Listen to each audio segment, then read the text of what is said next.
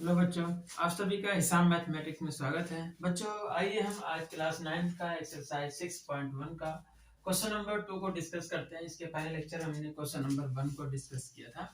तो देखते हैं हमारा क्वेश्चन नंबर 2 क्या है। In figure 6.14 lines XY and MN intersect at O if angle POI is equal to 90 degree and A ratio B is equal to 2 ratio 3. Find C. कह रहा आकृति 6.14 में रेखाएं XY और MN बिंदु O पर प्रतिच्छेद करता है। यदि कोण POI बराबर 90 अंश और A अनुपात B बराबर 2 अनुपात 3 तो C ज्ञात कीजिए। इसमें हमें क्या दिया है 6.14, ये हमारा फिगर है 6.14 और इसमें कह रहा है कि लाइन XY एंड MN जो है इंटरसेक्ट कर रहे हैं एट पॉइंट O पर। MN और ये XY है जो पॉइंट O पर इंटरसेक्ट कर रही है। फिर कह रहा है कि इफ या यदि कोण POI या एंगल POI कहाँ पे है, POY ये हमारा है, कितना दिया गया है 90 डिग्री है, 90 अंश है। और ये भी कह रहा है कि जो हमारा एंगल A है और जो B है इनका रेशियो दिया हुआ कितना 2:3, 2:3 दिया हुआ, 2:3 दिया हुआ है और हमें इसमें ये C को पूछ रहा है। ठीक है, तो सबसे पहले क्या करेंगे कि अगर हम ये देखें कि XY हमारी कौन सी एक स्ट्रेट लाइन है और XY पे जो जितने भी एंगल बनेंगे सब कितने होंगे 180 डिग्री होगा। तो सबसे पहले यहाँ पे हमें क्या है इसको सॉल्व करेंगे। यहाँ पे हम चूंकि यहाँ पे कहेंगे since XY is a straight line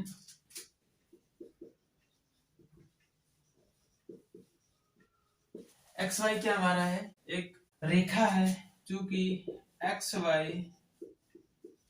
एक हमारी क्या है एक सरल रेखा है, एक सीधी रेखा है। ठीक है, इसलिए XY पर जो इसके ऊपर जितने भी एंगल बन रहे हैं सब क्या है 180 अंश के हैं। मतलब ये जो हमारा कोण इस XY लाइन पे अगर बात करेंगे, ये हमारी लाइन XY है, XY के ऊपर जितने भी एंगल बन रहे हैं उसको देखना है। तो इसके ऊपर एक बन रहा है हमारा B, ये हमारा हो गया B प्लस और क्या एक एंगल बन रहा है A, तो प्लस A प्लस फिर एक बन रहा है हमारा एंगल POY, एंगल POY इन सब का सम या योग कितना होगा 180 अंश होता है। ठीक है, स्ट्रेट लाइन पर जो भी एंगल होता है सबका सम कितना होता है 180 होता है, 180 अंश का होता है। तो यहाँ पे हमें चूंकि दिया हुआ है कि कोण POY कितना है 90 अंश है। चूंकि अगर हम देखें तो कोण जो हमारा POY एंगल POY कितना है 90 डिग्री है, कहेंगे ये हमें दिया हुआ, ये हमें क्या है गिवन है। इसलिए यहाँ पे हम क्या करें 90 डिग्री रखेंगे तो B plus A plus 90 degree is equal to 180 और अगर हम 90 को ट्रांसफर कर दें तो ये हमारा हो जाएगा B plus A is equal to 180 minus 90। तो यहाँ से हमारा एक इक्वेशन बन जाएगा B प्लस A, 180 में से 90 माइनस करेंगे तो आ जाएगा 90। ये हमारा है इक्वेशन 1 मान लेते हैं। अब ये हमारा इक्वेशन 1 हो गया। फिर हमें एक और कंडीशन दिया हुआ है कि इनका A और B का जो रेशियो दिया हुआ है 2:3 दिया है, जिसको हम यूज करके दूसरा इक्वेशन बना देते हैं।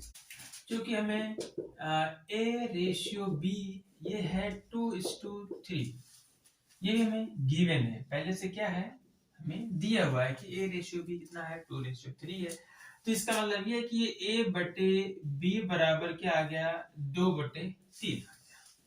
यहाँ से अगर हम A बराबर निकालना चाहें तो क्या हो जाएगा A बराबर B का यहाँ पे मल्टीप्लाई होगा तो हो जाएगा 2B डिवाइडेड बाई 3। ये हमारा हो गया इक्वेशन नंबर 2। अब इक्वेशन नंबर 1 हमारा यहाँ बन गया है B plus A is equal to 90 degree है, ये हमारा इक्वेशन 1 बन चुका है और A is equal to 2B/3 equation number 2 है। अब क्या करेंगे इक्वेशन नंबर 2 से जो A की वैल्यू आई है B के फॉर्म में हम इसको पुट कर देंगे इक्वेशन नंबर 1 में। कहेंगे पुट वैल्यू ऑफ A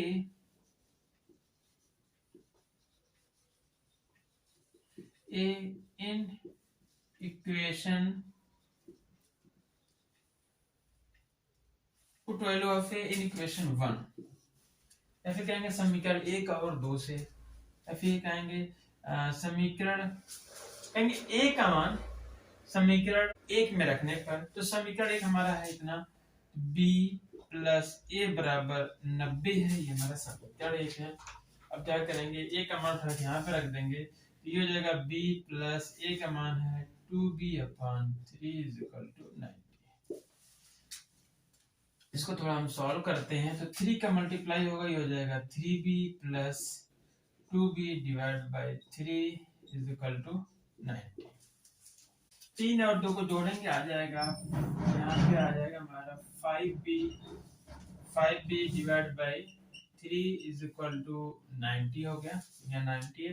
3 का क्रॉस मल्टीप्लिकेशन करेंगे तो यहाँ से क्या आ जाएगा, 5b = 90 × 3।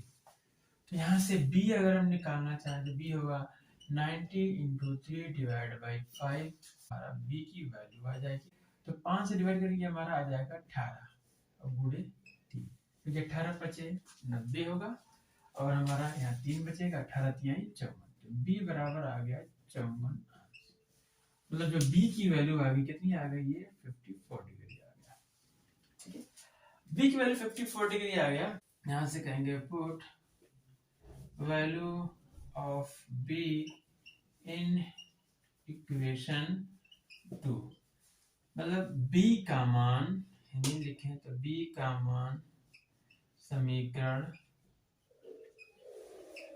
2 में रखने पर, हमने 2 यहाँ पे लिख लिया है, a बराबर है 2b/3। तो यहाँ से हमारा a बराबर आ जाएगा 2 × b की वैल्यू हमारी कितनी आ गई, 54/3। अब क्या करेंगे, 3 से इसमें डिवाइड कर देंगे, 3 से डिवाइड होगा तो यहाँ पे आ जाएगा 18, 18 दूनी 36, मतलब a बराबर आ गया 36। तो a बराबर कितना आ गया यहाँ पे 36 डिग्री। ठीक, b की वैल्यू 54 आ गई और a की वैल्यू 36 आ गया है। अब हमें यहाँ पे क्या निकालना है, c की वैल्यू फाइंड करनी है। अब यहाँ से c निकालने के लिए हमें कौन सा कॉन्सेप्ट यूज करना होगा, हमें वर्टिकली अपोजिट एंगल का कॉन्सेप्ट यूज करना होगा, क्योंकि हमें पता है जब दो लाइंस इंटरसेक्ट करती हैं किसी पॉइंट पर, तो हमारा जो एंगल बनता है उसको बोलते हैं वर्टिकली अपोजिट एंगल। शीर्षाभिमुख कोण बनते हैं और वो आपस में इक्वल होते हैं। ऐसे यहाँ पे अगर देखें तो ये जो लाइन हमारी mn है, ये लाइन mn और ये एक लाइन xy, ये लाइन क्या है, आपस में इंटरसेक्ट करेंगे पॉइंट O पर।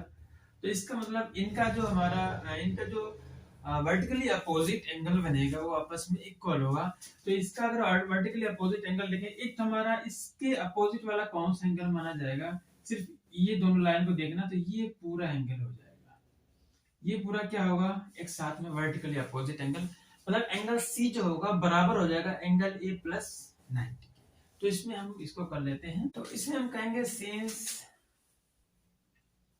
since xy and mn intersect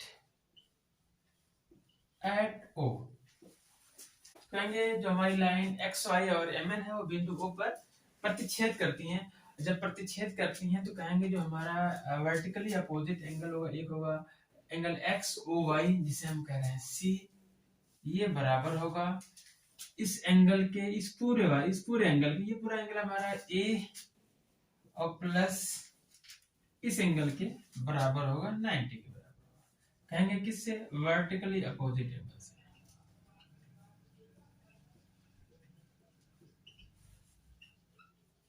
Hindi की बात करेंगे, कहेंगे शीर्षाभिमुख कोण से C बराबर A + 90 होगा। अब यहाँ से हमें A की वैल्यू फाइंड हो चुकी है, C = A बराबर कितना है 36 है, प्लस 90 ऐड कर देंगे तो हमारा C आ जाएगा 90 36 हो जाएगा 126। तो ये हमारा हो जाएगा आंसर है। तो बच्चों ये हमारा क्वेश्चन नंबर 2 का ये आंसर हो गया, C बराबर 126 अंश। तो बच्चों ये हमारा क्वेश्चन नंबर 2 है। अब इसके नेक्स्ट लेक्चर में बच्चों हम क्वेश्चन नंबर 3 को डिस्कस करेंगे। आज हमारा यहीं तक। Have a nice day, take care.